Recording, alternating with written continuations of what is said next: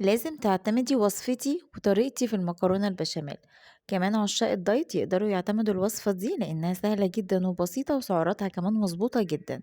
عندنا بقى الخضار بتاعنا عبارة عن بصل وطماطم وفلفل ألوان، وبدأت كده قطعتهم وفرمتهم فرم ناعم، طاسة سخنة وعليها معلقة زيت زيتون، وعندنا لحمة مفرومة مفيهاش ولا نسبة دهن، وبدأت إن أنا أشوحها كده بالشكل ده بملح وفلفل أسمر وشوية بهارات، 11 بهار، ونزلت عليهم باللحمة المفرومة ونزلت عليهم بالخضار بتاعنا اللي متقطع، وشوحته كده لحد ما البصلاية عندي والخضار دبلوا ما عادش في اللحمة كده ولا نقطة مية. تعالي بقى نحضر البشاميل. عندنا 4 كوبايات من الحليب الدايت، 4 معالق من دقيق الشوفان، ملح وفلفل وقالب ماجي، نفضل نقلب فيهم على النار كده لحد ما يوصلوا للقوام ده. سلقنا بقى المكرونة وحضرت البايركس بتاعي بمعلقة زبدة كده ودهنتها طبقة بقى من المكرونة، طبقة من البشاميل، وتحطي في النص اللحمة المفرومة اللي احنا عصجناها، وانزلي بقى بالطبقة التانية من المكرونة وعليها البشاميل، وتحطي عليها شوية جبنة موتزاريلا، وده اختياري، دخليها الفرن ما بتاخدش 20 دقيقة بالظبط وبتطلع باللون الخطير ده.